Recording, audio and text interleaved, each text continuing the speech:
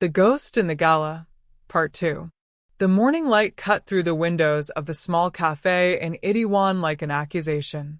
Jihoon arrived early, his hands wrapped around a coffee he couldn't taste. Dr. Han was already there, older than Jihoon remembered, his face carved with lines that spoke of sleepless nights and heavy secrets. Beside him sat a woman in her 50s, elegant but worn, her eyes carrying the weight of professional guilt. Dr. Yoon. Thank you for coming, Jihoon said, sliding into the booth across from them. Dr. Han didn't waste time. What I'm about to tell you could destroy your family's reputation, your mother's legacy. Are you prepared for that? My mother destroyed something more important than reputation, Jihoon said flatly. Tell me everything. Dr. Yoon spoke first, her voice steady but strained. In 2015, your mother came to me with a proposal. You were in crisis. That much was true. You'd stopped eating, stopped sleeping. You kept calling Ijeoma's disconnected number, showing up at her empty apartment. You were, quite literally, falling apart. I remember that, Jihoon said quietly. Or, I remember the feeling of it, at least. Like part of me had been amputated. Your mother said she wanted to help you heal. She'd researched memory reconsolidation therapy, experimental at the time, but with promising results for PTSD patients. The theory was that we could help you process the trauma of Ijeoma's departure, make the memories less painful. Dr. Yoon's hands trembled around her teacup. But that's not what she wanted. She wanted the memories erased entirely, replaced. Jihoon's jaw clenched. How? Propranolol, combined with targeted therapy sessions. We'd have you recall specific memories of Ijeoma while under the medication. Then we'd introduce alternative narratives. Over time, your brain would accept the new version of events as truth. She looked away. It's not supposed to be used that way. It's unethical, potentially illegal. But your mother was persuasive, and she paid well. How many sessions? Jihoon asked. 12. Over 6 weeks. Dr. Yoon met his eyes. You don't remember them because we sedated you afterward. You'd wake up thinking you'd just had regular therapy. But with each session, your memories of Ijeoma changed. The love you felt became something we framed as obsession. Her departure became something you rationalized as inevitable. By the end, you genuinely believed she'd chosen to leave, that you'd accepted it, that you'd moved on. The cafe seemed to tilt. Jihoon gripped the table edge. What else? What other memories did you alter? Dr. Han leaned forward. The phone call. The one where you supposedly told Ijeoma to leave. You didn't make it. Then who? But Jihoon already knew. Your mother hired someone. A voice actor who specialized in vocal mimicry. Dr. Han pulled out an old smartphone, placing it on the table. I kept the recordings. Insurance, in case your mother ever turned on me. This is the original, the actor practicing your speech patterns. He pressed play. Jihoon heard his own voice, cold and dismissive. We need to end this. I've been foolish, thinking we could work. You're too different. My family will never accept it, and I'm tired of fighting. But it wasn't him. The cadence was slightly off, the pronunciation too careful. Someone imitating him, someone good, but not perfect. She heard this, Jihoon said numbly. Ijeoma heard this and thought it was me. Your mother was thorough, Dr. Han continued. She had Ijeoma followed, intimidated. The photos, the threats, all orchestrated. She wanted Ijeoma gone, and she wanted you to forget her completely. A clean slate for the life she'd planned for you. The engagement to Min Hee-seo. Which you refused anyway, even after the therapy, Dr. Yoon said with something like pride. You couldn't remember why you didn't want to marry, but you knew you didn't. Your mother was furious. She'd spent hundreds of thousands of dollars, compromised several medical professionals, and you still wouldn't comply. Jihoon stood abruptly, pacing to the window. Seoul stretched before him, the same city where all this had happened, where his life had been dismantled and rebuilt without his consent. Can I get them back? The real memories? Some maybe, Dr. Yoon said carefully. Memory is complex. The original neural pathways may still exist, suppressed but not destroyed. With the right therapy, genuine therapy this time, you might recover fragments. But it won't be like flipping a switch. I want to try.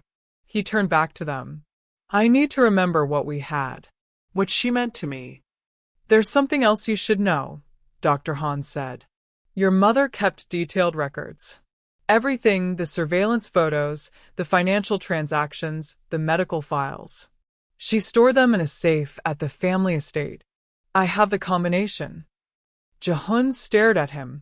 Why are you telling me this now? Why help me? Because I watched you suffer, Dr. Han said simply.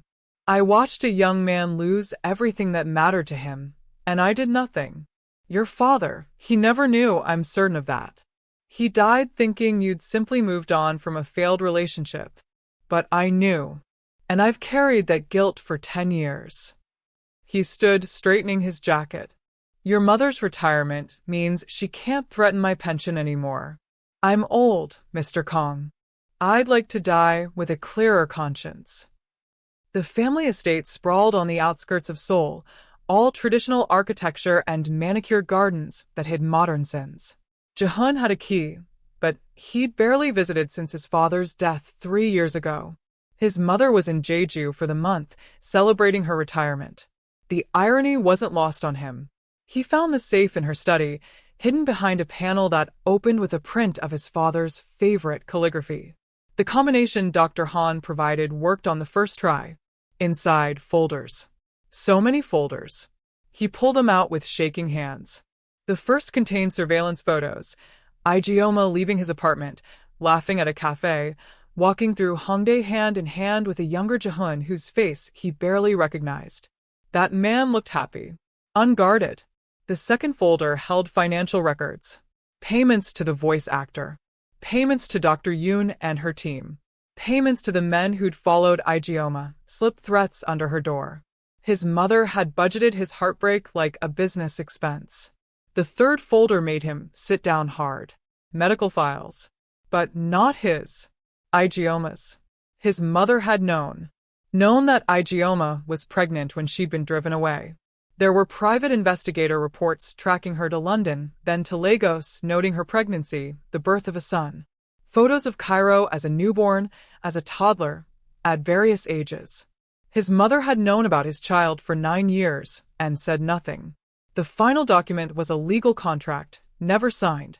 A proposed agreement offering Ijeoma money, substantial money, in exchange for never contacting Jihoon again and never revealing Cairo's paternity. Ijeoma had never received it. His mother must have decided the threats were sufficient. Jihoon gathered everything, his hands mechanical, his mind somewhere beyond rage. This wasn't just manipulation. This was systematic destruction of everything he loved, documented with the care of an architect planning a demolition. He called Ijeoma. I have proof, he said when she answered. All of it. Everything she did. Can I see you? Both of you. A pause. Then, come to the apartment. Cairo's at a playdate, but he'll be back in an hour. We should talk first. Ijeoma's apartment was small but warm, filled with books in multiple languages and Cairo's drawings on the walls. She'd built a life here, Jihoon realized. A good life, despite everything. She poured tea with steady hands while he spread the documents across her coffee table. As she read, her face went pale, then flushed with anger, then settled into something harder. Resolve. She knew, Ijeoma said finally. She knew I was pregnant and still. Her voice broke. I'm so sorry. The words felt desperately inadequate. I'm so sorry I let this happen to you. You didn't let it happen. She did this. She chose this. Ijeoma touched the photos of infant Cairo, her finger gentle on her son's captured face. But Jihoon, what do we do now? Do we expose her? Take this to the press? I don't know, he admitted. Part of me wants to destroy her the way she destroyed us. But he looked at the drawings on the walls, bright crayon renderings of spaceships and buildings, and what looked like a family, a woman, a child, and an empty space beside them. But Cairo didn't choose this. None of this is his fault. If I drag my family through a public scandal, it affects him too. So, she gets away with it? No. His voice hardened. She'll face consequences. I'll make sure of that. But privately, this stays between us and her. Ijeoma studied him. You've changed. The Jihoon I knew would have wanted justice, public and complete. The Jihoon you knew didn't have a son to protect. He met her eyes. Everything's different now. The door opened. Cairo burst in, talking rapidly about the playdate, about a game they'd invented, about... He stopped when he saw Jihoon. Oh. Hi. The boy's natural exuberance dimmed slightly, replaced by careful politeness. Mr. Kong. Hi, Cairo. Jihoon remained seated, letting the boy control the space. Your mom and I were just talking. About boring adult stuff? Cairo asked hopefully. The most boring, Ijeoma confirmed, gathering the documents quickly. Why don't you go wash up? Dinner in 20 minutes. When Cairo left, Jihoon stood. I should go. Wait. Ijeoma caught his arm. I've been thinking about what happens next. If we tell Cairo the truth, he'll have questions. He'll want to know you. And you'll be in his life forever. No taking it back. I don't want to take it back. You say that now. But in 6 months? A year? When being a father is hard and inconvenient and gets in the way of your CEO schedule. Her eyes searched his face. I won't let you break his heart the way, she stopped. The way you think I broke yours, he finished. But I didn't. Not really. That wasn't me, Ijeoma. The man who pushed you away, who didn't care about you or our child. He was manufactured. He never existed. But you don't remember the man who loved me either, she said softly. You know it intellectually now, from documents and testimony. But you don't feel it. How can we build something on memories you don't even have? It was the question he'd been avoiding. She was right. He remembered loving someone, remembered the shape of that feeling, but the specific memories of them together were still clouded, rewritten. He was trying to love a ghost. Then we make new memories, he said. We start over. Not from where we were, but from where we are now. You're not the same person you were at 25, and neither am I. Maybe we can't get back what was stolen, but we can build something new. She searched his face for a long moment. He's going to want a father who's present, not a figurehead who shows up for birthdays and school plays. I want to be present. I want everything, the school drop-offs, the homework help, the scraped knees, all of it. I want to learn who he is. Jihoon's voice cracked. I've already missed 9 years. I don't want to miss another day. Ijeoma's eyes glistened. Okay, we can try. But slowly. We tell him you're his father, but we don't push anything. We let him set the pace. Agreed. And Jihoon? She squeezed his hand. We need to be sure. Both of us. Because if we do this and it falls apart, the person who gets hurt most is in that bathroom washing his hands right now. I'm sure, Jihoon said firmly. Are you? Before she could answer, Cairo emerged, his hair damp, wearing pajamas covered in stars. Can Mr. Kong stay for dinner? Mom makes the best jollof rice. She uses this spice mixture that... He stopped, looking between them. What's wrong? Why does Mom look like she's going to cry? Ijeoma knelt in front of him, taking his hands. Baby, I need to tell you something. Something important. Cairo's eyes widened. Am I in trouble? No. She smiled through her tears. Nothing like that. It's about your father. Remember how I told you he didn't know about you? Because you left before you could tell him, Cairo recited. Because things were complicated. Yes. Well, things were more complicated than I knew. And your father, he's here. She gestured to Jihoon. Mr. Kong is your dad, Cairo. The boy's face went blank with shock. He looked at Jihoon, then back at his mother, then at Jihoon again. Really? Really? Jihoon said, his voice barely steady. I didn't know about you until yesterday. But now that I do, I'd very much like to be part of your life. If that's okay with you. Cairo was quiet for what felt like hours, but was probably 30 seconds. Then, do you like math? The question surprised a laugh out of Jihoon. I do. I use it every day for work. Do you know about the Fibonacci sequence? I do. Can you explain why it shows up in nature? Mom tried, but she's not really a math person. Jihoon glanced at Ijeoma, who shrugged, smiling. He looked back at his son. I can. And I can show you some examples if you want. There's this building I'm designing that uses the golden ratio, which comes from the Fibonacci sequence. As he talked, Cairo's skeptical expression gradually transformed into fascination.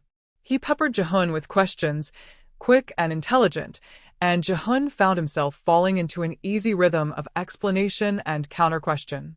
The boy was brilliant, curious, and analytical, with that particular intensity Jihoon recognized from his own childhood. When they finally sat down to dinner, Cairo had positioned himself between them, still talking, his earlier reserve completely evaporated. Ijeoma watched them with something like wonder, this instant connection she'd perhaps feared wouldn't happen. So wait, Cairo said through a mouthful of jollof rice. If you didn't know about me and Mom didn't tell you, why didn't you guys talk for so long? Jihoon and Ijeoma exchanged glances. It's complicated, she said carefully. Sometimes adults make mistakes. Or sometimes bad things happen that keep people apart. But the important thing is we're together now. Did you used to love each other? Cairo asked with characteristic directness. Like before? Yes, Jihoon said simply. Very much. Do you still? The question hung in the air. Ijeoma looked at Jihoon, and he saw all the uncertainty there, all the hurt still healing. But he also saw something else. Possibility. I don't know yet, Jihoon answered honestly. We've both changed a lot, but I'd like to find out. Cairo nodded, satisfied with this answer in a way only a child could be. Okay. Can I call you Dad? Jihoon's throat closed. He managed to nod. Cool. Dad, can you help me with my math homework after dinner? I'm stuck on this problem about prime numbers. I'd love to. 3 months later, Jihoon sat in a memory therapy session, working to recover what had been stolen. Some fragments had returned. The sound of Ijeoma's laugh, the way she'd looked on their first date, the feeling of complete rightness when they were together. Other memories remained frustratingly out of reach, ghosts of ghosts. But it didn't matter as much as he'd thought it would, because he was building new memories now. Cairo's soccer games. Sunday mornings at Ijeoma's apartment, teaching his son chess, while she cooked breakfast. The first time Cairo called him Dad, without hesitation. The slow, careful rebuilding of trust between him and Ijeoma, conversations that stretched late into the night after Cairo was asleep, exploring who they'd become in the lost years. His mother had returned from Jeju to find the safe empty and a lawyer's letter waiting. She would face no public scandal, but she would sign over a substantial portion of her assets to a trust for Cairo's future. She would accept that Jihoon and Ijeoma were in each other's lives again. And she would never, under any circumstances, have unsupervised contact with her grandson. She tried to refuse. Jihoon had simply said, "Then I go to the press. Your choice." She'd signed. Now, walking into Ijeoma's apartment after therapy, he found Cairo sprawled on the floor with homework and Ijeoma at the stove, cooking. The scene was so domestic, so normal, that it made his chest ache. Dad. Cairo looked up. I learned about the Pythagorean theorem today. Want to see? Always. Jihoon settled on the floor beside him. Ijeoma brought them tea, sitting on the couch behind them. How is Dr. Park? Good. I remembered something new today. The first time I told you I loved you. She smiled. What do you remember? That I was terrified. That you laughed because I said it in Korean first, then English, then tried Igbo, and mangled it completely. You said a huru mgi ananya like you were ordering food, she recalled, laughing. It was terrible. But you said it back anyway. I did. Cairo looked between them. Do you love each other now? Like, currently? Jihoon glanced at Ijeoma. They hadn't said it yet, though the feeling had been growing, careful and tentative, for weeks now. Different from before, less urgent, more chosen. Built on truth this time instead of secrets. Yes, Ijeoma said softly, meeting Jihoon's eyes. I think I do. Yes, Jihoon echoed. I know I do. Cairo grinned. Good. Because I told my friends at school my parents were getting back together, and I don't want to be wrong. They laughed, and Jihoon reached for Ijeoma's hand, and she let him take it. Outside, Seoul hummed with its endless energy, the same city where everything had fallen apart and was now, piece by careful piece, being rebuilt. His mother had tried to erase their story, to write them out of each other's lives. But some things, some loves, were too strong to be fully deleted. They survived in the spaces between memories, in the DNA of a 9-year-old boy, in the recognition that flashed between two people who'd found each other again despite everything.